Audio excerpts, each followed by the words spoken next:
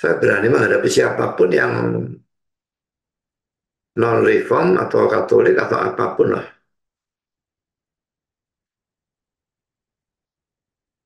Jadi saya nggak habis pikir ya. Orang bisa securang itu.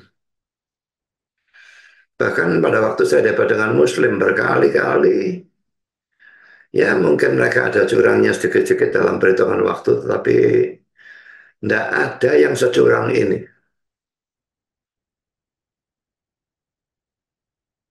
Jadi debat dengan Muslim jauh lebih fair mereka daripada Katolik ini. Saya tidak habis pikir, kenapa tidak tahu malu ya.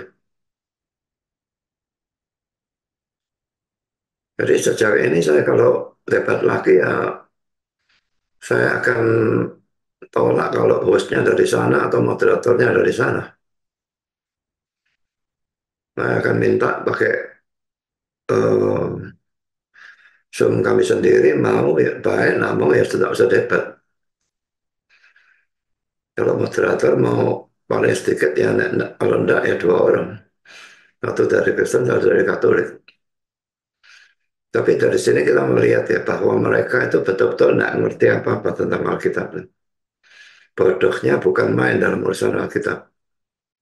Assalamualaikum warahmatullahi wabarakatuh. Berjumpa lagi dengan HMC News, ya, channel Putar Berita yang menyajikan informasi seputar dunia debat lintas agama secara tepat, cepat, akurat, dan terpercaya. Pendeta senior, Pendeta Budi Asali, ini mengeluarkan satu statement yang luar biasa, di mana dia mengatakan bahwa orang Katolik itu curang dalam berdiskusi. Dan berbeda dengan umat Muslim yang dia sebut dalam berdiskusi itu fair, adil. Sedangkan berdebat, berdiskusi dengan orang Katolik, dia dicurangi. Terus Pendeta Budi Asali juga mengatakan bahwa orang-orang Katolik ini itu tidak mengerti apapun tentang Alkitab. Mereka cuma modal ngeyel, mereka cuma modal petentengan, mereka sok mengerti, sesumbarnya yang besar, padahal ilmunya tidak ada.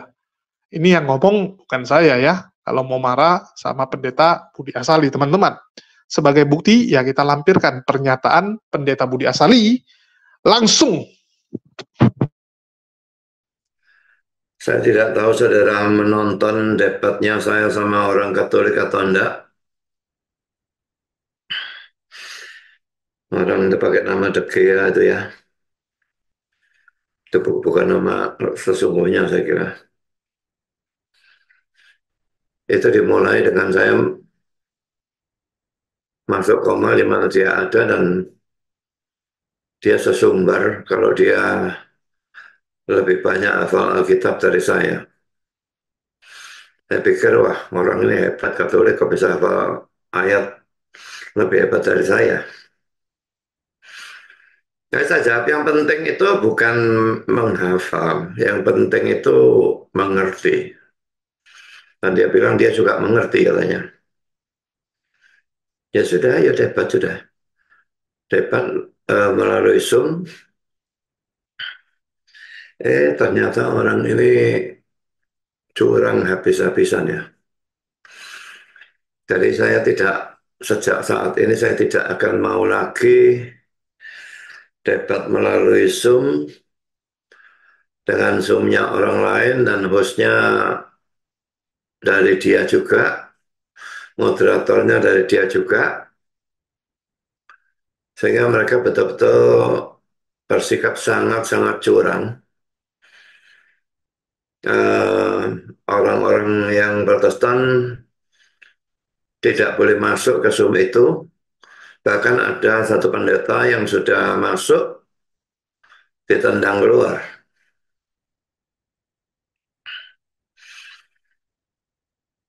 Dan kalau saudara melihat perdebatan itu, dia ternyata tidak becus apa-apa. Kok lagi hafal ayat dan ngerti ayat? Sejarah dari Alkitab saja dia tidak ngerti. Mengatakan Adam dan Hawa itu ditaruh di surga.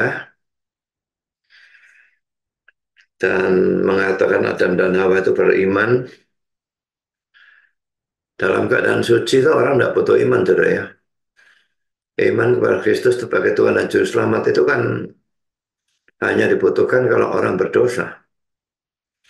Nah, pada waktu Adam dan Hawa masih suci, sudah jelas bahwa mereka sama sekali tidak membutuhkan iman seperti itu. Mereka bisa mungkin percaya bahwa Allah itu ada, Allah Maha Kuasa dan sebagainya, tapi Allah menjadi manusia dan sebagainya itu saving faith maksud saya, itu tentu tidak dibutuhkan dalam keadaan manusia itu tidak punya dosa apapun. Lalu juga dia mengatakan bahwa Kain juga orang beriman. Um, Lalu dia mengatakan lagi orang-orang yang mati pada zaman Nuh itu terkena banjir universal juga adalah orang yang beriman. Nah, pikir-pikir ini Katolik buat cerita dongengan yang konyol dan sangat-sangat menggelikan ya. Saya pikir kalau saya punya agama yang harus dipertahankan dengan sikap seperti itu, saya buang agama itu, saudara.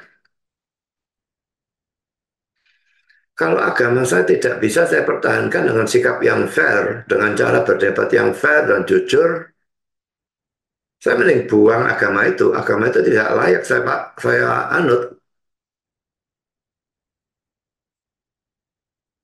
Jadi Protestan dan khususnya Reform ini sudah, menurut saya sudah teruji oleh waktu. Sehingga dalam debat itu saya berani menghadapi siapapun yang non-reform atau Katolik atau apapun lah.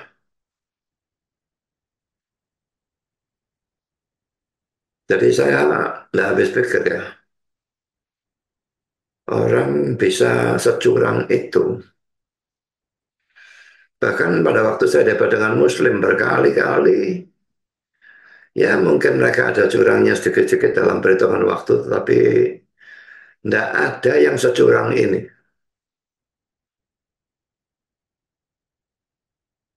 Jadi debat dengan Muslim jauh lebih fair mereka daripada Katolik ini. Saya tidak habis pikir, kenapa tidak tahu malu ya. Jadi sejauh ini saya kalau debat lagi ya, saya akan tolak kalau hostnya dari sana atau moderatornya dari sana. Saya akan minta pakai Zoom kami sendiri, mau ya baik, nah mau ya tidak usah debat. Kalau moderator mau paling sedikit ya, kalau enggak ya 2 orang. Satu dari Kristen, satu dari Katolik. Tapi dari sini kita melihat ya bahwa mereka itu betul-betul tidak ngerti apa-apa tentang Alkitab. Bodohnya bukan main dalam urusan Alkitab. Tapi sesumbarnya seakan-akan sudah luar biasa. Memang seperti tong kosong yang nyaring bunyinya, saya kira. Oke, itu sedikit sharing saya tentang perdebatan kemarin dengan Katolik. Jelas ya, yang ngomong bukan saya, teman-teman. Jadi jangan ngamuknya kepada saya, karena saya lihat nih banyak Polikardus sebelah ini sering sekali salah alamat. Yang ngomong siapa, yang dimarahin siapa. Kalau kita itu cuma memberitakan, ini namanya HNC News. Kita memberitakan apapun yang terjadi dalam diskusi lintas iman. Bahwa kemarin itu ada diskusi antara Pendeta Budi Asali melawan perwakilan Kristen Katolik, yaitu DGA. Di mana dalam diskusi tersebut, Pendeta Budi Asali walk out, keluar. Karena di saat dia ngomong, ya kan pakai timer, namanya debat. Debat itu pakai timer, di saat giliran Budi Asali ngomong, dia terus-terusan dipotong. Jatah waktunya dipotong oleh DGA. DGA terus ngomong. Pendeta Budi Asali sudah minta, ini waktu saya, tolong. Tetapi tetap DGA itu mengatakan bahwa Budi Asali tidak jujur. Budi Asali tidak mengerti asal mencomot ayat. Tidak baca satu perikop. Ini biasa sekali ya. Entah kenapa kalau bicara satu perikop, dua perikop, ini sering sekali disampaikan. Kalau mereka comot ayat, nggak perlu satu perikop. Tapi kalau orang lain, perlu satu perikop. Nanti besok, bukan satu perikop, satu kitab mereka minta. Baca satu kitab biar ngerti gitu. Wow, itu yang terjadi. Dan kita hanya memberitahukan bahwa inilah perasaan dari Pendeta Budi Asali setelah berdiskusi dengan Katolik. Padahal kalau kita lihat teman-teman, tanpa ada Katolik, tidak mungkin ada Protestan. Tanpa Katolik melakukan kanonisasi, ya, tidak membuat yang namanya Alkitab, maka Protestan juga nggak punya yang namanya kitab suci. Nggak mungkin kan? Mereka minta sama Roh Kudus, tiba-tiba ngarang kitab suci baru. Walaupun kita tahu di Protestan, itu banyak denominasi yang sangat mengkultuskan, sangat fokus dengan yang namanya Roh Kudus. Tapi ya nggak mungkin juga, tiba-tiba kamu suruh Martin Luther ngarang sendiri nih, kitab baru, oh saya tulis, saya dipenuhi roh, saya tulis kitabnya gitu kan. Ya butuh berapa tahun juga baru siap satu kitab teman-teman. Kan begitu, ini bukan lagi nulis novel, bukan lagi nulis cerpen, ya, tidak segampang itu teman-teman. Oke? Nah, jadi ini mungkin jadi bahan renungan juga. Kalau teman-teman yang Protestan, ya kalian harus berpikir apakah mungkin ada kalian tanpa Katolik. Oke? Kalau dibilang orang Katolik itu bodoh, ini cukup membagongkan. Karena setahu saya di Katolik mereka itu benar-benar harus belajar. Jemaat pun ikut yang namanya katekisasi. Nggak bisa jemaat itu cuman setiap minggu datang udah itu selesai. Enggak. Di Katolik itu ada katekisasi. Mereka harus belajar. Mereka harus benar-benar tahu sejarah, tahu apa yang terjadi. Kalau Protestan, ya setiap minggu datang, setiap bulan datang, setiap tahun datang, ya nggak masalah. Nggak ada keharusan mengikuti kelas. Bahkan, menurut Pendeta Gilbert Lumondong, paling enak Protestan, yang penting kasih 10%. Duduk, berdiri, nyanyi, tepuk tangan, selesai, kan gitu. Nggak ada, harus sekolah, teman-teman. Yang ngomong Gilbert, bukan saya ya. Jangan marah ke saya, videonya viral kok. Jadi sekali lagi, kalau orang Katolik dibilang bodoh, ini agak rancu juga, Pak. Mohon maaf. Ini bodoh dalam hal apa? Kalau bodoh dalam hal menghujat agama lain, bisa jadi. Karena setahu saya orang Katolik itu jauh lebih tenang dan tidak menghujat agama lain. Sepengetahuan saya. Saya belum menemukan orang Katolik yang suka menghujat agama lain. Yang saya temukan, ya mohon maaf. Mohon maaf. Data membuktikan itu berasal dari Protestan, Pak. Kamu sembarangan ngomong, kamu tuduh kami. Loh, silakan dicek. Paul Jang, Saifuddin Ibrahim, ya, Rudi Simamora, itu agamanya apa? Protestan atau Katolik? Ini kan fakta, data yang berbicara, Pak. Kita nggak bisa asumsi di sini. Apalagi ini kita berita, mohon maaf. Kita berita, kita memberitakan sesuai dengan fakta yang terjadi. Oke, mungkin itu aja yang bisa saya sampaikan. Makasih buat teman-teman semua yang udah nyimak. Nantikan berita-berita kita selanjutnya di channel kesayangan kita, HMC News. Oke, di akhir kata, saya ucapkan wassalamualaikum warahmatullahi wabarakatuh. Sampai jumpa di lain kesempatan.